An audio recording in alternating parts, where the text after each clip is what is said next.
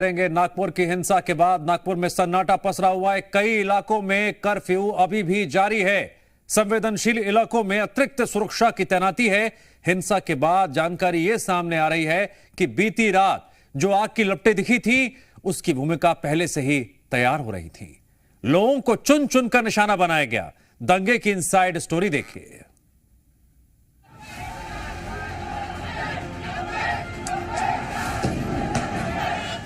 रात नागपुर में हिंसा की ऐसी आग भड़की कि देखते ही देखते शहर जल उठा। धारदार हथियारों के साथ दंगाई सड़क पर उतर गए।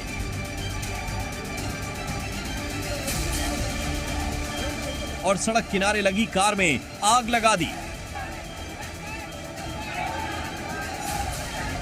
हिंसा कर रहे लोगों के मन में ऐसी नफरत भरी थी कि निशाना चुन चुनकर लोगों को बनाना शुरू कर दिया। गाड़ियों के शीशे इस तरह से तोड़े गए मानो वो किसी बात का बदला ले रहे हों। खास बात यह है कि हिंसा के दौरान गाड़ियों की पहचान की गई कि आखिर इनका मालिक कौन है। धर्म के आधार पर स्वास्तिक और मूर्ति वाली गाड़ियों पर हमला बोला गया। बाइक पर एक के बाद एक कर कई वार किए गए, जैसे हिंसा करने वाले सब कुछ तबाह कर देना चाहते हो। नागपुर शहर का एक बड़ा इलाका पूरी रात सो नहीं पाया। देखते ही देखते पुलिस की तैनाती की गई। शुरुआती घंटों में हालात इतने बिगड़ गए थे कि पुलिस को भी पीछे हटना पड़ गया। उन्होंने पूरे प्लानिंग से आए हुए थे, पूर्व तैयारी से थे पूरे। दगी थी मैं एकदम, लोग आए वो पत्थर फेंकने लगे।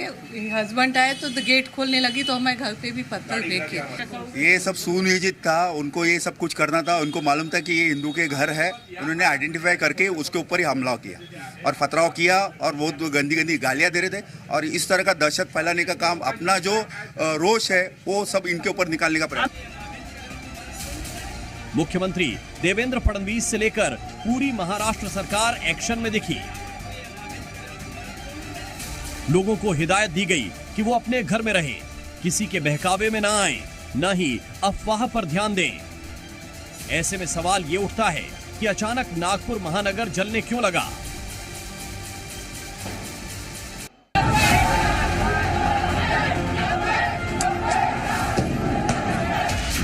महाराष्ट्र सरकार में गृह राज्य मंत्री योगेश कदम ने कहा कि हिंसा कैसे शुरू हुई, किसने शुरू की, इसकी जांच की जा रही है। इन्वेस्टिगेशन हमने चालू कर दिया है। अब तक टोटल 47 लोगों को हम डिटेन कर चुके हैं। इसका जो मूल कारण है वो बिल्कुल हम ढूंढेंगे। लगभग दोपहर के दरमियान ये जो पूरा इशू था वो खत्म हो चुका था। पुलिस स्टेशन में जो भी कंप्लेंट से वो ले चुके थे, एफआईआर भी लॉन्च हो चुके थे। लेकिन फिर भी 5-6 घंटे के गैप के बाद में कुछ ग्रुप एक बाहर निकला और उन्होंने ये जो वैंडलाइजिंग जो किया है, ये बिल्कुल जो कायदा हाथ में लिया है उनको सबके ऊपर कड़क कार्रवाई की जाएगी। यानी हिंसा की जो आग लोगों ने कल देर रात देखी, पहले भी बवाल हो चुका था और ये नफरत का राउंडो था। केंद्रीय मंत्री नितिन गडकरी ने कहा कि हिंसा अफवाह की वजह से फैली। नागपूरमध्ये काही अफवा पसरल्यामुळे धार्मिक तणाव निर्माण होण्याची स्थिती निर्माण झाली आहे। या सर्व परिस्थितीमुळे नागपूरने नेहमी शांततेचा इतिहास हे नागपूरची विशेषता राहिलेली आहे। माझी सर्व बांधवांना विनंती आहे की त्यांनी कुठल्याही प्रकारच्या अफवांवर विश्वास ठेवू नये। एक तरफ बीजेपी और महाराष्ट्र सरकार है जो नागपुर के गुनहगारों को सजा देने की बात कर रही है, और दूसरी तरफ है विपक्ष जो लगातार महाराष्ट्र सरकार पर सवाल उठा रहा है। नागपुर आरएसएस का गढ़ है। आरएसएस का हेडक्वार्टर मुख्यालय नागपुर में है। वहाँ मोहनराव भागवत जी बैठते हैं। पूरा हिंदुत्व का प्रखर हिंदुत्व का कुंबा वहाँ बैठते हैं। वहाँ देवेंद्र जी का चुनाव क्षेत्र है। वहाँ दंगे कौन करेगा, किसकी हिम्मत है। गृह मंत्री देवेंद्र फडणवीस जी है, मुख्यमंत्री देवेंद्र जी है। वहाँ भारतीय जनता पार्टी के प्रदेशाध्यक्ष बावनकुळे नागपुर से है और 4 मंत्री आसपास है। कोई हिम्मत कर सकता है? उनकी गैंग होगी, उनके लोग होंगे दंगा करने वाले। वहीं विश्व हिंदू परिषद ने दावा किया कि बीती रात नागपुर में हिंदुओं को निशाना बनाया गया। कल रात्रि को जो आगजनी और हमले की घटनाएं मुस्लिम समाज के एक वर्ग ने कल की है वो पूर्णतः निंदनीय है। विश्व हिंदू परिषद के युवा विभाग बजरंग दल के कुछ कार्यकर्ताओं के घरों के ऊपर हमले, बाद में पत्थर फेंक और कुछ महिलाओं के ऊपर हमले, हिंदू समाज के अनेक घरों के ऊपर हमले और वाहन जलाने की जो घटनाएं हुई है वह निंदनीय है। विश्व हिंदू परिषद इसका घोर शब्दों में निंदा करता है। हिंसा के बाद बीजेपी ने इसके आरोपियों पर गंभीर सवाल उठाए हैं। बीजेपी का कहना है कि घटना पूर्व नियोजित लग रही है। इन सब के बीच हमने ऐसे लोगों से भी बात की।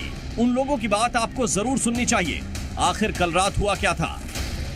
बाहर से देखकर साफ प्रतीत होता है कि ये किसकी ये क्लिनिक है, किसकी ये दुकान है और यहाँ पे टारगेट करना था, इसीलिए पहले इन निशानों को देखा गया और उसके बाद ये दरवाजा बंद था, दरवाजे को तोड़ दिया गया। ये दरवाजा देखिए, ये दरवाजा था, दरवाजा यहाँ पे तोड़ दिया गया और उसके बाद पथराव किया गया। कितने लोग थे, क्या हुआ था, कैसे टारगेट किया गया? बहुत लोग थे, 150-200 लोग थे करने के लिए। अपने को कुछ समझने का मौका ये दिया उन्हें। जहाँ जिसने ऊपर से कोई पत्थर मारा तो समझ लो उनका घर पहले टारगेट बना देते थे वो, बस। आप लोग क्लिनिक के अंदर ही थे उस वक्त? नहीं, हम बाहर थे। आप बाहर थे? क्लिनिक के अंदर थे। ऊपर से बच्चे लोग ने सबने चिल्लाए, भैया ऐसा मत करो, ऐसा मत जलाओ, ऐसा मत करो। तो भी उनने अंदर घुस के पूरा तोड़फोड़ की है। बस उसको एक टारगेट था कि जहाँ अपना लगा है भगवान का मंदिर है ये, तो उसको पहले टारगेट किया लोगों ने। नागपुर में अब दंगा करने वालों की पहचान हो रही है। इलाके में कर्फ्यू लागू किया गया है। 50 से ज़्यादा लोगों को हमने इसमें कस्टडी में लिया है और इसके अलावा भी जो लोग सीसीटीवी में या फिर वीडियोस में या फिर सोशल मीडिया पे नज़र आ रहे हैं इस तरह की हरकत करते हुए या शांतता को नुकसान पहुंचाते हुए या फिर पब्लिक प्रॉपर्टी को नुकसान पहुंचाते हुए, तो उन लोगों को भी हम आइडेंटिफाई कर रहे हैं और उनके ऊपर कार्रवाई कर रहे हैं। मैं सभी से यही कहना चाहूँगा कि पुलिस है और सिक्योरिटी फोर्सेस हैं हर जगह पे शहर में, हमारे ऑफिसर्स हैं और किसी को कोई घबराने की ज़रूरत नहीं है। परंतु अगर आपको कोई इस तरह के उपद्रवी दिखते हैं तो उसके बारे में हमें ज़रूर बताएं, हम उनके ऊपर कार्रवाई कर रहे हैं। नागपुर में कल रात जो हुआ उसके निशान वहां अब भी मौजूद हैं। सवाल उठ रहे हैं कि हिंसा फैलाने वालों की इतनी हिम्मत कैसे हुई कि वो इतने बेकाबू हो गए। उन्हें कौन शह दे रहा है? ब्यूरो रिपोर्ट, जी मीडिया। नागपुर हिंसा से जुड़ी एक और खबर। दंगाइयों ने की थी मंदिर पर हमले की कोशिश। मंदिर के गेट तक दंगाई पहुंच गए थे। मंदिर का गेट तोड़ने की कोशिश की गई थी। तो लगातार तस्वीरें और खबरें जिस तरह से सामने आ रही हैं, साजिश, खुराफात, मकसद, कई कड़ियों को जोड़ते हुए अब जांच भी की जा रही है और कई लोगों को हिरासत में भी लिया गया है। सिलसिलेवार तरीके से हम आपको नंबर वाइज नंबर बता रहे हैं उन आरोपियों के चेहरे जिन्होंने मंदिर का गेट तोड़ने की कोशिश की थी। ये देखिए, नंबर 3, दंगाइयों ने मंदिर पर हमले की कोशिश की थी और इस कोशिश में कौन कौन शामिल थे उससे जुड़ी फुटेज सामने आई है। ये देखिए, एक शख्स अपना चेहरा छिपाता हुआ इसमें नजर आ रहा है। एक और शख्स जिसने काले कपड़े पहन रखे हैं और अपना सिर छुपा रखा है। इस साजिश के पीछे किस किस का हाथ? नागपुर के गुनहगार कब होंगे गिरफ्तार?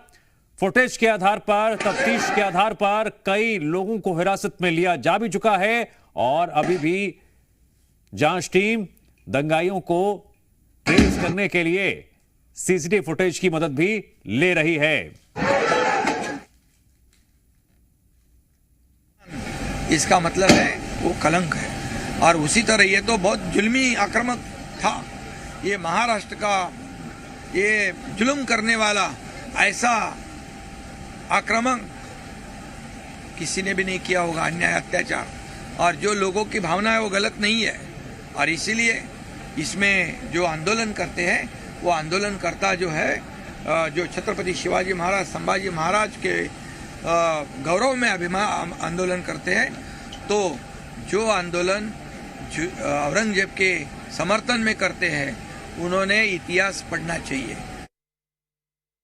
संभाजी महाराज का जो शौर्यता का इतिहास पढ़ना चाहिए, फिर औरंगजेब का गुणगान गाना चाहिए, औरंगजेब का क्या कहते महिमा मंडल करना चाहिए या नहीं करना चाहिए, सोचना चाहिए। मैं तो ये भी कहूँगा कि देश का सच्चा मुसलमान भी औरंगजेब का समर्थन नहीं करेगा। जो देशभक्त होगा वो नहीं करेगा, जो देशद्रोही होगा वही समर्थन करेगा। महाराष्ट्र के सभी हिंदुओं से निवेदन करना चाहता हूं, सतर्क रहे, सरकार पर भरोसा रहे, पुलिस को सहयोग दे। अगर जहां पर पुलिस पहुंच नहीं सकती, अगर वहां पर जिहादी पहुंच सकता है, तो वहां पर तुम लोग उनकी भाषा में उनको जवाब दो और डरे मत। कोई कार्यकर्ता डरने की जरूरत नहीं है। आप लोग मुंह तोड़ जवाब इन जिहादियों को देना है। कोई कार्यकर्ता डरने की आवश्यकता नहीं है। तन मन धन से हमारी समिति आपके साथ खड़ी हुई है, हम साथ खड़े हुए हैं और सरकार भी उन तमाम कार्यकर्ताओं के साथ खड़ी हुई है जो औरंगजेब की खबर को उखाड़ने की सोच रहे। जो आक्रमण, पुलिस तो मूक दर्शक होगी, पुलिस क्या देखेगी? पुलिस के संरक्षण में हो रहा, मुख्यमंत्री का गृह जनपद है, मुख्यमंत्री को देखना चाहिए क्या हो रहा है, ये क्या आगजनी हो रही है। नफरत के नाम पर कहां तक लेके जाओगे? नफरत के नाम के ऊपर अगर आग लगाओगे तो देश के अंदर अमन और शांति खराब होगी। अब आप चल दिए 400 साल पुराने गड़े मर्दे उखाड़ते रहिए। नागपुर में हिंसा के बाद की खौफनाक तस्वीरें जी मीडिया के कैमरे में कैद हुई है, जरा वो भी देखिए।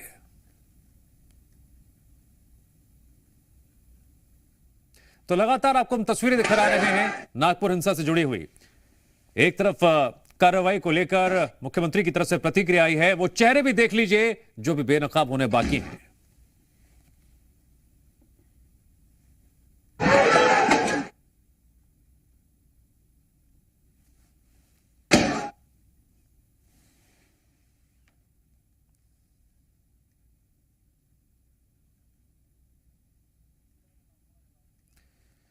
नागपुर हिंसा को लेकर लगातार तस्वीरें भी अब आपको दिखा रहे हैं और जो हालात हैं इस वक्त राजनीतिक तौर पर या कार्रवाई को लेकर उससे भी आपको अवगत करा रहे हैं।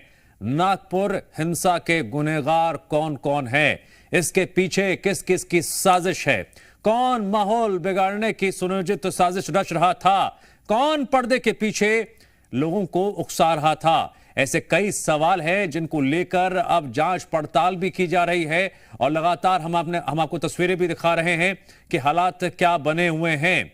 एक तरफ पुलिस फोर्स जगह जगह तैनात है, शांति व्यवस्था दोबारा कायम करने के लिए लगातार कदम उठाए जा रहे हैं, तो वहीं पॉलिटिकल टसल भी देखने को मिला। आपने जो बयान विपक्षी पार्टियों की तरफ से सुने और जरा तस्वीरें एक बार फिर से देखिए।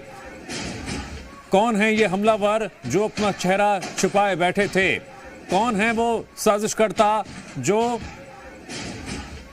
मंदिर को तोड़ने की कोशिश कर रहे थे?